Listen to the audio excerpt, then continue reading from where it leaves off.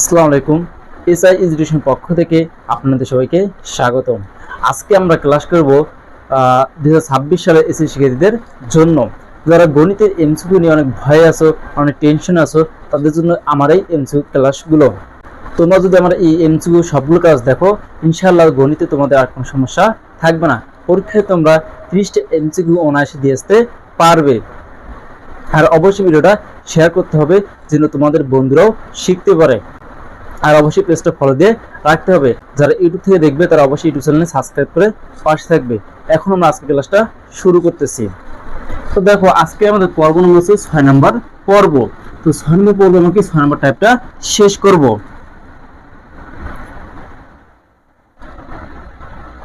তো দেখো, এই 6 নম্বর টাইপে আমাদের প্রশ্ন আছে কয়টা? 6টা 7টা 8টা প্রশ্ন আছে। কয়টা আছে? 8টা প্রশ্ন। এই 8টা প্রশ্ন আমরা খুব সহজে শিখবো আর খুব সহজে আমি তোমাদের কি বোঝানোর চেষ্টা করব। তো দেখো, আমাদের 1 নম্বর প্রশ্নে কি বলছে। এটা প্রশ্ন বলছে এই একটা সেট দেওয়া আছে, সেটটির উপাদান সংখ্যা কতটি? তো দেখো, আমাদের এই সেটটা কি আছে? x belongs n such that -2 less than equal x less than equal 6। তো দেখো, কোনো একটা সেটের উপাদান সংখ্যা বের করতে গেলে আমাদের অবশ্যই সেটটা কি পদ্ধতি থাকতে হবে? তালিকা পদ্ধতিতে থাকতে হবে। তো এই যে 1 নম্বর প্রশ্নটা আছে, এই প্রশ্নে যে সেটটা দেওয়া আছে সেই সেটটা আমাদের কোন পদ্ধতি আছে? সেট গঠন পদ্ধতিতে। তালিকা পদ্ধতি কি? মানে যে সেটে কি সুনির্দিষ্ট মান দেওয়া থাকবে সেটা হচ্ছে তালিকা পদ্ধতি। আর যে সেটের সুনির্দিষ্ট মান দেওয়া থাকবে না, শর্ত দেওয়া থাকবে, সেই সেটটা হচ্ছে কি আমাদের সেট গঠন পদ্ধতি। তাহলে এই সেটটা কি করতে হবে? প্রথমে তালিকা করতে বের করতে হবে। আর দেখো, x কি একটা অজানা চলক। তো x এর উপাদানগুলো কি হবে? n এর স্বাভাবিক সংখ্যা। n মানে কি বোঝানো আছে? n হচ্ছে কি স্বাভাবিক সংখ্যা। তো দেখো, আমরা সমাধান করি 1 নম্বর প্রশ্ন। এবার n মানে কি? n মানে হচ্ছে স্বাভাবিক সংখ্যা। এই স্বাভাবিক সংখ্যাগুলো কি কি হতে পারে? 1 2 3 4 5 ডট ডট ডট। তো এরকম কি আমাদের স্বাভাবিক সংখ্যা হতে পারে। তো এখন দেখো, আমাদের প্রশ্নে কি দেওয়া আছে? বলছে a equal x belongs n such that -2 less than equal x less than equal 6। তো এই সেটটাকে প্রথমে কি করতে হবে? তালিকা পদ্ধতি বের করতে হবে। যখন আমরা তালিকা পদ্ধতি বের করতে পারবো তখন অনায়াসে কি বলতে পারবো এই সেটের উপাদান সংখ্যা কি এতটি আছে। তো দেখো, তো এই যে x এর মানগুলো আমরা কি কি নিতে পারবো। তো দেখো, প্রথম কাজের মধ্যে n বলছে x এর মানগুলো হবে কি n এর স্বাভাবিক সংখ্যা। তো দেখো, স্বাভাবিক সংখ্যা কি আছে? 1 2 3 4 5 এরকম স্বাভাবিক সংখ্যা হচ্ছে কি 6 আছে 7 আছে, অনেকগুলো আছে।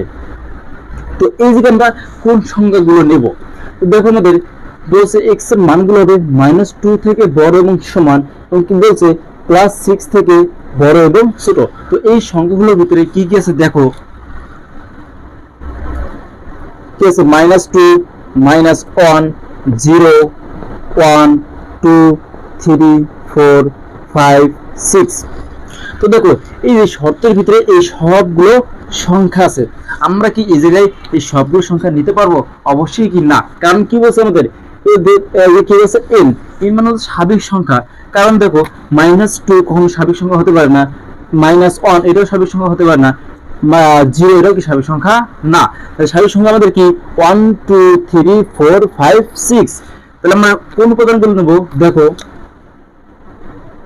1 2 3 4 5 6। একে আমরা সেভেন নিতে পারবো না। কারণ কি বলছে? 6 এর সমান এবং কি ছোট। অবশ্যই আমরা কি 7 নিতে পারবো না। তাহলে উপাদান সংখ্যা কটা হলো? দেখো, 1 2 3 4 5 6টা। তাহলে আমাদের অ্যানসার কি হবে? 6টি। উপাদান সংখ্যা কি হবে? 6টি। কোন অপশন হচ্ছে? গ নাম্বার। এর কি আমাদের গ নাম্বারটা। তাহলে আশা করি তোমরা 1 নম্বর প্রশ্নটা বুঝতে পারছো। এখন আমরা 2 নম্বর প্রশ্নটার সমাধান করব।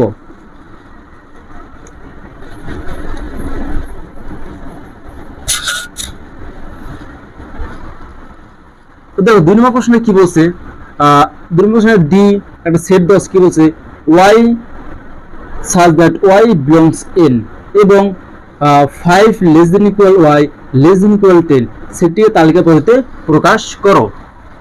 দেখো কিভাবে আমরা তালিকা পদ্ধতিতে প্রকাশ করবো। দেখো 2 নম্বর প্রশ্ন, d equal y such that y belongs in এবং 5 less than equal y less than equal 10 equal। তো দেখো এই যে আমাদের কি বলছে y such that y belongs in, তাহলে কি y এর মানগুলো হবে কি স্বাভাবিক সংখ্যা এবং n মানে কি বোঝায় স্বাভাবিক সংখ্যা। তো দেখো কি বলছে y এর মান কি হবে, শর্তের মধ্যে কি আছে 5 থেকে বড় এবং কি সমান, তাহলে হচ্ছে কি 10 থেকে ছোট এবং সমান। তো দেখো এই মানটা মানে কি বোঝায় এই পাশে মানগুলো হবে ছোট আর এই পাশে মানগুলো হবে কি বড়, এই পাশে মানগুলো কি হবে ছোট আর এই পাশে মানগুলো হবে বড়। তো দেখো তাহলে আর যখন একটা কি আমরা সমান চিহ্ন দেবো মানে একটা টান দেবো এইটাই মানে কি হচ্ছে মান কি হবে সমান হবে, মানে ছোট কি সমান হবে। তো দেখো তাহলে 5 থেকে কি বলছে বড় এবং সমান, তাহলে কি অবশ্যই আমরা যে 5 নিতে পারবো, তাহলে কিন্তু 6 7 8 9 10 10 সমান বলছে কিন্তু ছোট, সমান বলতে নিছি এইভাবে আমরা নিতে পারবো কারণ বলছে কি সমান এবং কি ছোট। এই যে কি আমাদের 5 6 7 8 9 10, দেখো কোন অপশন আছে, ক নাম্বার অপশন আছে, তাহলে आंसर কি আমাদের ক নাম্বারটা। তাহলে এখন আমরা কি করব 3 নম্বর প্রশ্নের সমাধান করব।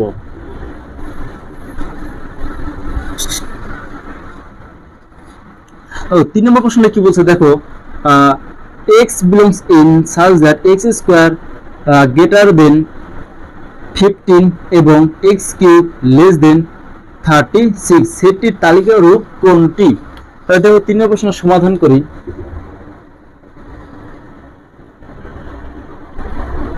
x belongs in such that x square greater than 15 এবং x cube less than 36।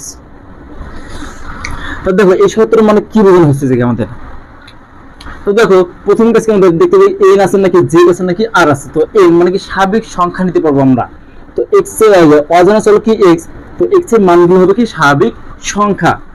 তো দেখো শর্ত দেওয়া আছে কি বলছে x এর উপর এমন একটা মান নেব যে মানটাকে আমরা কি স্কয়ার করলে 15 থেকে বড় হবে এবং কি ওই মানটাকে আবার কি কিউব করলে কি হবে 36 থেকে ছোট হবে। যে সংখ্যাগুলো কি আমাদের এই দুইটা শর্ত পূরণ করবে সেই সংখ্যাটাই কি হবে আমাদের অ্যানসারে বসবে। তো দেখো এমন সংখ্যা কি আছে কিনা আমরা দেখি, যেমন কি 2 বসে 2 বসে বলে কত হয় 4, তাহলে 2 হবে না। যেমন 3 বসে কত হয় 9, তাহলে 3 হবে না। যেমন কি বসে 4, যে 4 এর উপর আমরা স্কয়ার করি তাহলে কত হয় 16, আর 4 এর উপর যখন আমরা কিউব করব তখন কত হয় 64। দেখো কোনো সংখ্যাই নাই এই দুই শর্ত পূরণ করবে, তাহলে অবশ্যই যখন কোনো সংখ্যা নাই তাহলে কি হবে এটা ফাঁকা সেট, কি হবে ফাঁকা সেট, এটাকে ফাঁকা সেট বলে।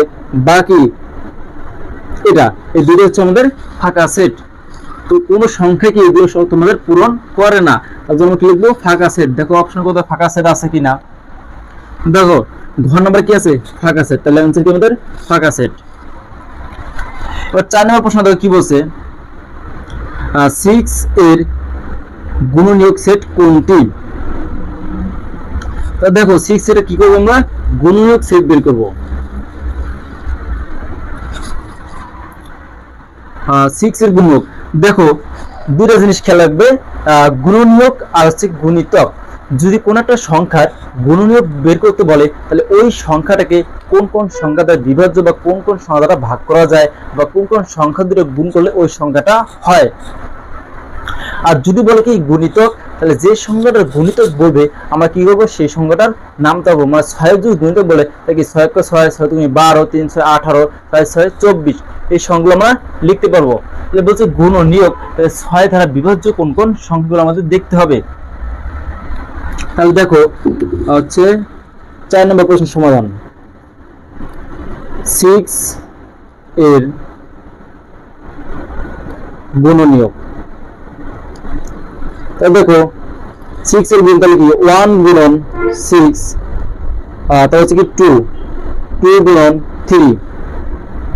তাহলে আর কোন সংখ্যা দিয়ে কি 6 কে ভাগ দেওয়া যায় না, 6 আর কোন সংখ্যাটা বিভাজ্য না। তাহলে কি আছে দেখো 1 2 3 4 তো নাই, কি আছে 6। এই সংখ্যাগুলো কি হবে 6 এর গুণনীয়ক। দেখো কোন অপশন আছে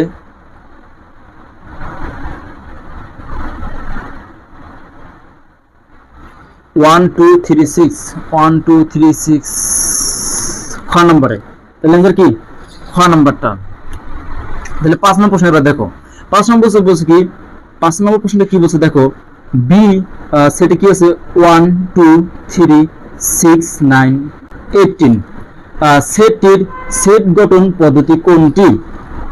তো দেখো একটা কি আছে আমাদের তালিকাবদ্ধ একটা সেট দেওয়া আছে, এই সেটটি আমাদের বলছে কি সেট গঠন পদ্ধতি কোনটি। অবশ্যই আমাদের কি হতে হবে একটা শর্ত বানাইতে হবে। তো দেখো সবগুলো সংখ্যাকে দেখো 1 দিয়ে 8 কে ভাগ যায়, 2 দিয়ে 8 কে ভাগ যায়, 3 দিয়ে 8 কে ভাগ যায়, 6 দিয়ে 8 কে ভাগ যায়, 9 দিয়ে 8 কে ভাগ যায়। এই প্রত্যেকটা সংখ্যা দিয়ে 8 কে ভাগ যায়। তাহলে অবশ্যই আমরা বলতে পারি প্রত্যেকটা সংখ্যা 18 এর গুণনীয়ক হবে। তাহলে দেখো কোন অপশন আছে, দেখো এই অপশনটা কি তালিকা পদ্ধতি, তাহলে এটা তো অবশ্যই কি বাদ। তাহলে গুণিতক, তাহলে এটা কি অবশ্যই না। তাহলে কি তালিকা পদ্ধতি, এটাও কি না। তো একটা অপশন কি আছে x such that x কিছু 18 এর গুণনীয়ক, তাহলে কি অবশ্যই আমাদের आंसर হবে কি গ নাম্বারটা।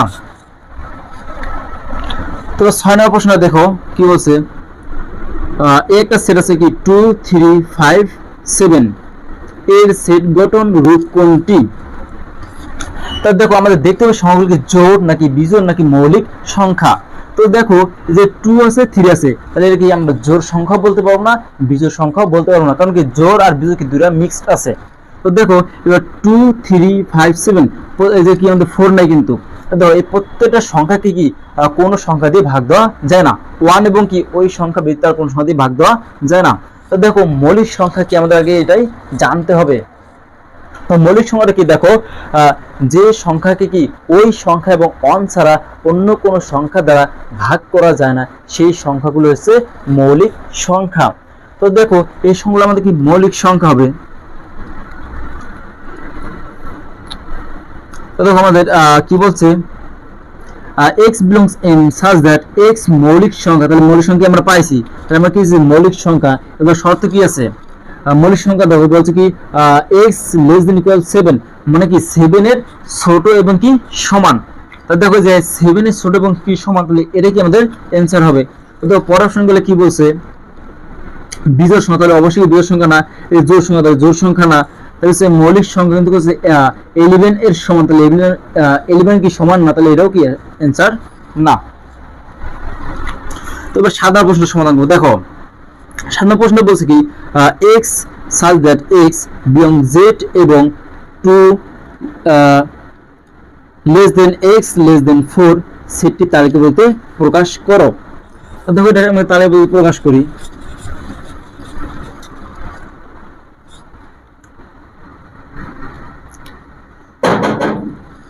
দাঁড়াও 7 নম্বর প্রশ্ন। তো বলছে কি দেখো আমাদের তো বলছে কি শর্ত কি আমাদের, তো এই যে বলছে x অজানা চলকের মানগুলো কি z এর মান হবে। তো z টাকে আমাদের আগে এটাই জানতে তো হবে। তো z টা হচ্ছে পূর্ণ সংখ্যা। তো পূর্ণ সংখ্যা কোনগুলো হয় দেখো z এর মান কি হয় 0 হবে, 1 হবে, 2 হবে, 3 হবে, তাহলে এই পাশে কি থেকে -1 হবে, -2 -3, এগুলো হচ্ছে কি আমাদের পূর্ণ সংখ্যা। তো এগুলো হচ্ছে কি z এর মান। তো বলছে তো কি বলছে শর্ত 2 থেকে বড় এবং 4 থেকে ছোট। তা 2 থেকে বড় এবং 4 থেকে ছোট আমাদের একটা সংখ্যা আছে কি আছে 3, তাহলে এটা কি আমাদের आंसर হবে। 2 থেকে বড় হতে হবে এবং 4 থেকে ছোট, যদি বলে -3 কেমন হবে না, তাহলে মাইনাস তো কি আমাদের এই শর্তের বাইরে, তাহলে আমাদের কি হবে 3। কোন অপশন আছে ক নাম্বার, তাহলে आंसर কি আমাদের ক নাম্বারটা। এবার 8 নাম্বারটা প্রশ্ন আছে বলছে কি x such that x belongs r। তো দেখো এই জায়গায় আর কি, আর হচ্ছে কি বাস্তব সংখ্যা, আর কি আমাদের বাস্তব সংখ্যা। বলছে x স্কয়ার প্লাস 1 ইকুয়াল 0 এর তালিকা পদ্ধতি কোনটি।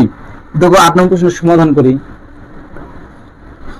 তাহলে কি আছে x স্কয়ার প্লাস 1 ইকুয়াল 0। তো দেখো আমরা মানটা যদি পাশে নিয়ে যাই তাহলে x স্কয়ার ইকুয়াল -1। তো দেখো x এর উপর এমন একটা মান বসাইতে হবে যার মানটা হবে কি -1 এর সমান। তো দেখো x এর উপর এমন কোন মান বসালে -1 এর সমান কি হবে না, এটা কখনোই কি সম্ভব না। তাহলে আমাদের অ্যানসার কি হবে, তাহলে কখনো কি সম্ভব না, তাহলে উপাদান সংখ্যা কি এই জায়গায় নাই, তাহলে উপাদান সংখ্যা যদি নাই তাহলে এটাকে আমরা বলতে পারি কি ফাঁকা সেট। তো দেখো অ্যানসার কোথায় ফাঁকা সেট আছে, ঘ নম্বরে ফাঁকা সেট আছে, তাহলে অ্যানসার কি আমাদের ফাঁকা সেট। তাহলে কি আজকের এমসিকিউগুলো আমাদের কি সমাধান করা শেষ। তো আশা করি সবাই বুঝতে পারছেন, আর না বুঝলে অবশ্যই কমেন্ট করে জানাতে হবে, আর অবশ্যই ভিডিওটা শেয়ার করতে হবে যেন অন্যরাও শিখতে পারে। সবাইকে অসংখ্য ধন্যবাদ।